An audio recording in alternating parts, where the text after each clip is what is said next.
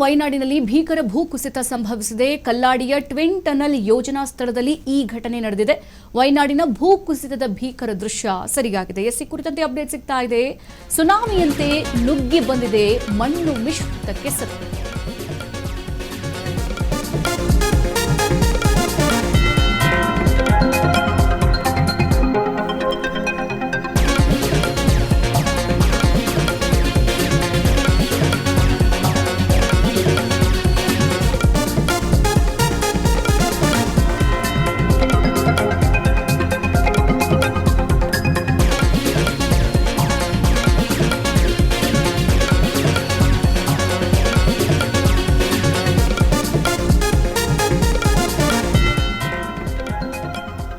ಕೇರಳಂನ ವಯನಾಡಿನಲ್ಲಿ ಭೀಕರ ಭೂಕುಸಿತ ಸಂಭವಿಸಿದೆ. ಕಲ್ಲಾಡಿಯ ಟ್ವಿನ್ ಟನಲ್ ಯೋಜನಾ ಸ್ಥಳದಲ್ಲಿ ಈ ಘಟನೆ ನಡೆದಿರುವಂತದ್ದು. ಸದ್ಯ ದೇವರ ನಾಡಿಗೆ ಜಲಕಂಟಕ ಅಂದ್ರೆ ತಪ್ಪಾಗ್ಲಿಕ್ಕಿಲ್ಲ.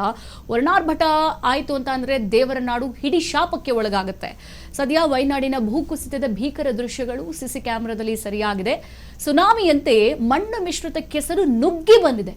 ಮಣ್ಣು ಕೊಚ್ಚಿ ಬಂದಿದೆ. ಭಯಾನಕ ದೃಶ್ಯ ಈಗ ಸದ್ಯ ಸರಿಯಾಗಿದೆ. ಜೀವ ಉಳಿಸ್ಕೊಳ್ಳೋಕೆ ಅಲ್ಲಿದ್ದಂತಹ ಜನರು ದಿಕ್ಕಾಪಾಲಾಗಿ ಓಡೋಗಿದ್ದಾರೆ. ಭೂಕುಸಿತದ ರಭಸಕ್ಕೆ ದೈತ್ಯ ಟ್ಯಾಂಕರ್ ಕೂಡ ಕೊಚ್ಚಿ ಬಂದಿದೆ. ಮಳೆ ಬಂತು ಅಂತ ಅಂದ್ರೆ ವಯನಾಡು ದೇವರ ನಾಡು ಕೇರಳದಲ್ಲಿ ಇನ್ನಿಲ್ಲದ ಸಂಕಷ್ಟಗಳು ಶುರುವಾಗುತ್ತೆ. ಇದು ನಿನ್ನೆ ಮೊನ್ನೆ ಕಳೆದ ವರ್ಷದ ಒಂದು ವಿಚಾರಗಳಲ್ಲ. ಬಹಳ ವರ್ಷಗಳಿಂದ ದೇವರ ನಾಡು ಕೇರಳದಲ್ಲಿ ಮಳೆ ಬಂತು ಅಂತ ಅಂದ್ರೆ ಇನ್ನಿಲ್ಲದ ಅವಾಂತರಗಳನ್ನ ಸೃಷ್ಟಿ ಮಾಡ್ತಲೇ ಬಂದಿದೆ. ಈ ವರ್ಷವೂ ಕೂಡ ಇದೇ ತರದ ಅವಾಂತರ ಸೃಷ್ಟಿಯಾಗಿರುವಂಥದ್ದು. ಸದ್ಯ ಮಣ್ಣು ಕುಸಿದು ಭೀಕರ ಕೊಚ್ಚೆ ನೀರೇನು ಓಡ್ ಬಂದಿದೆಯಲ್ಲ, ಸೊ ಈ ಬಂದಂತಹ ರಭಸಕ್ಕೆ ಟ್ಯಾಂಕರ್ ಸಮೇತ ನೀರು, ಮಣ್ಣು ಮಿಶ್ರಿತ ನೀರು ಎಲ್ಲ ಬಂದು ಅಲ್ಲಿದ್ದಂತಹ ಜನರ ಮೇಲೆ ಕೊಚ್ಚೋಗಿದೆ. ಸದ್ಯ ಸಾವು ನೋವುಗಳು ಕೂಡ ಅಲ್ಲಿ ಕಾಣಿಸ್ತಾ ಇದ್ದಾವೆ. ಸದ್ಯ ಗುಡ್ಡ ಕುಸಿತದಿಂದ ಸಾವಿನ ಸಂಖ್ಯೆ 4ಕ್ಕೆ ಏರಿಕೆಯಾಗಿದೆ ಎಂಬ ಮಾಹಿತಿ ತಿಳಿದು ಬಂದಿದೆ. ಮತ್ತೆ ಆ ಸ್ಥಳದಲ್ಲಿ ಸದ್ಯ NDRF ಸಿಬ್ಬಂದಿ ಕೂಡ ಬೀಡ್ಬಿಟ್ಟಿದ್ದಾರೆ. ಯಾವ ಥರದ ಘಟನೆಗಳು ನಡೆದು ಹೋಗಿದೆಯಲ್ಲ, ಇದಕ್ಕೆ ಸಂಬಂಧಪಟ್ಟಂತೆ ಅವಶೇಷಗಳಡಿ ಯಾರಾದರೂ ಸಿಲುಕಿದಾರಾ, ಮತ್ತೆ ಅಲ್ಲಿನ ಈ ಕ್ಷಣಕ್ಕೆ ನಡೆದಿರುವಂತಹ ವಿಚಾರಕ್ಕೆ ಸಂಬಂಧಪಟ್ಟಂತೆ ಇದು ಮತ್ತೆ ಮರುಕಳಿಸಬಾರದು ಎಂಬ ರೀತಿಯಲ್ಲಿ ಸದ್ಯ ಅಲ್ಲಿನ ಜನರನ್ನು ಸ್ಥಳಾಂತರ ಕೂಡ ಮಾಡಲಾಗಿದೆ. CCTV ದೃಶ್ಯಾವಳಿಗಳಲ್ಲಿ ಗಮನಿಸ್ತಾ ಇದ್ದೀರಾ ಮಣ್ಣಿನ ತೀವ್ರತೆ ಹೇಗೆ ಕೊಚ್ಚಿಕೊಂಡು ಬಂದಿದೆ ಆ ಟ್ಯಾಂಕರ್ ಸಮೇತ ಅಂತ ಹೇಳಿಬಿಟ್ಟು. ಅಷ್ಟು ರಭಸವಾಗಿ ಧರೆಗೆ ಉರುಳಿದೆ ಗುಡ್ಡ.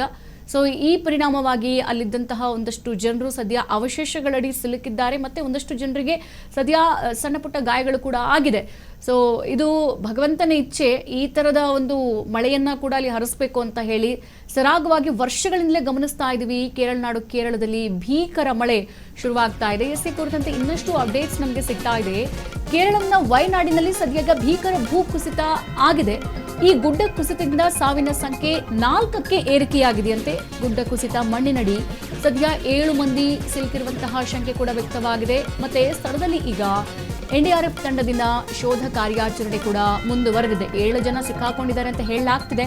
ಬಟ್ 7 ಜನನ ಅಥವಾ ಇನ್ನೂ ಹೆಚ್ಚಿನ ಜನ ಇದ್ದಾರಾ ಅಥವಾ ಇನ್ನಷ್ಟು ಹೆಚ್ಚಿನ ಜನರು ಅಲ್ಲಿ ತಗಲಾಕೊಂಡಿದ್ದಾರಾ ಎಂಬ ವಿಚಾರದ ಮೇಲೆ ಸದ್ಯ NDRF ಸಿಬ್ಬಂದಿ ಅಲ್ಲೇ ಬೀಡ್ಬಿಟ್ಟಿದ್ದಾರೆ. ಸದ್ಯ ಈಗ ಕೇರಳಂನ ವಯನಾಡಿನಲ್ಲಿ ಭೀಕರ ಭೂಕುಸಿತ ಸಂಭವಿಸಿರುವಂಥದ್ದು. ಗುಡ್ಡನೇ ಜರಿದು ಬಿಟ್ಟಿದೆ ಧರೆಗೆ. ಹಾಗಾಗಿ ನೀರು, ಮಣ್ಣು, ಗುಡ್ಡ ಏಕಾಏಕಿ ಜರಿದಿರೋದ್ರಿಂದ ಕೆಳಗೆ ಓಡಾಡ್ತಿರುವಂತಹ ವೆಹಿಕಲ್ ಜೊತೆಗೆ ಜನಸಾಮಾನ್ಯರ ಸಂಚಾರಕ್ಕೂ ಕೂಡ ಅಡ್ಡಿಯಾಗಿದೆ. ಗಾಳಿಯ ರಭಸಕ್ಕೆ ಧರೆಗೆ ಏನು ಉರುಳಿದೆಯಲ್ಲ ಗುಡ್ಡ, ಇದರಿಂದಾಗಿ ಸದ್ಯ ಟ್ಯಾಂಕರ್ ಸಮೇತ ಕೊಚ್ಚಿ ಬಂದಿದೆ. ಮತ್ತೊಂದು ಕಡೆಗೆ ಕೇರಳದಲ್ಲಿ ಈ ಮಳೆ ಬಂತು ಅಂತ ಅಂದ್ರೆ ಅವಾಂತರಗಳು ಅಷ್ಟಿಷ್ಟು ಶುರುವಾಗಲ್ಲ.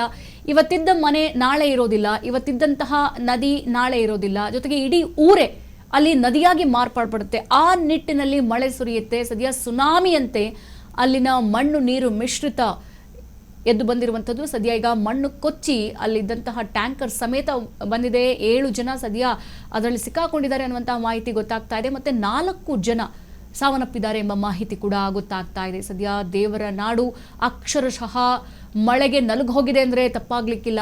ಯಾವ ತರದ ಪರಿಸ್ಥಿತಿಯನ್ನ ಅಲ್ಲಿನ ಜನರು ಎದುರಿಸ್ತಾ ಇದ್ದಾರೆ ಅನ್ನೋದನ್ನ TV ಸ್ಕ್ರೀನ್ ಮೇಲೆ ಗಮನಿಸ್ತಾ ಇದ್ದೀರಾ.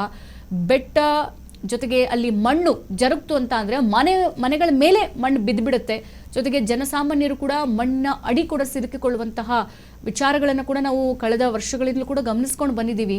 ಸದ್ಯ ವಯನಾಡು ದೇವರ ನಾಡಿಗೆ ಇದೆಂಥ ಶಿಕ್ಷೆ, ಇದೆಂಥ ಘನಘೋರ ದುರಂತ ಪ್ರತಿ ಮಳೆಗಾಲದಲ್ಲೂ ಸಂಭವಿಸಿದು ಅನ್ನುವಂಥದ್ದು ಸದ್ಯ ಬಹಳಷ್ಟು ಜನರಿಗೆ ಈಗ ಬೇಜಾರಿನ ಸಂಗತಿ. ಮತ್ತೆ ಅಲ್ಲಿ ವಾಸಿಸುವಂಥ ಜನರ ಪರಿಸ್ಥಿತಿ ಏನು, ಸದ್ಯ ಈಗ ಮಳೆ ಬಂತು ಈ ಸಂದರ್ಭದಲ್ಲಿ ಓಕೆ ಬಿಟ್ಟೇನೋ ಬರ್ತಾರೆ, ಆಮೇಲೆ ಮನೆ ಆಸ್ತಿ ಪಾಸ್ತಿ ಇದೆಲ್ಲ ಯಾರು ನೋಡ್ಕೋಬೇಕು? ಸದ್ಯ ಮಕ್ಕಳಿರ್ತಾರೆ, ಮಕ್ಕಳು ಮರಿ ಇರ್ತಾರೆ, ಹಿರಿಯರು ಇರ್ತಾರೆ, ವೃದ್ಧರು ಇರ್ತಾರೆ, ಹುಷಾರಿಲ್ದಿರೋರು ಇರ್ತಾರೆ, ಗರ್ಭಿಣಿಯರು ಇರ್ತಾರೆ, ಬಾಣಂತಿಯರು ಇರ್ತಾರೆ.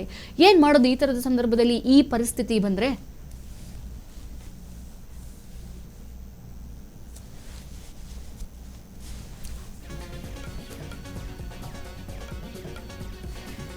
ಗಮನಿಸ್ತಾ ಇದ್ದೀರಾ, ಕೇರಳದ ವಯನಾಡಿನಲ್ಲಿ ಭೀಕರ ದೃಶ್ಯ ಸರಿಯಾಗಿದೆ. ಮಣ್ಣು ಸಮೇತ ಧರೆಗುಳಿದ್ಬಿಟ್ಟಿದೆ ಅಲ್ಲಿ, ಗುಡ್ಡ, ಮಣ್ಣಿನ ಗುಡ್ಡ. ಸೊ ಯಾವ ಥರದ ತೀವ್ರತೆ ಪಡ್ಕೊಂಡಿದೆ ಅಂತ ಅಂದರೆ, ಆ ಮಣ್ಣು, ಗಾಳಿ, ನೀರು ಮೂರೂ ಕೂಡ ಒಟ್ಟಾಗ್ಬಿಟ್ಟು ಟ್ಯಾಂಕರನ್ನೇ ಕೊಚ್ಕೊಂಡು ತರುತ್ತೆ. ಅಂದರೆ ಆ ಭೀಕರ ದೃಶ್ಯ, ಆ ತೀವ್ರತೆ ಎಷ್ಟಿರಬೇಡ. ಸದ್ಯಗ ಕೇರಳ ನಾಡಿನಲ್ಲಿ ಅಲ್ಲಿರುವಂಥ ಜನರು ಅಕ್ಷರಶಃ ನಲುಗು ಹೋಗ್ಬಿಟ್ಟಿದ್ದಾರೆ ಈ ವರುಣಾರ್ಭಟಕ್ಕೆ.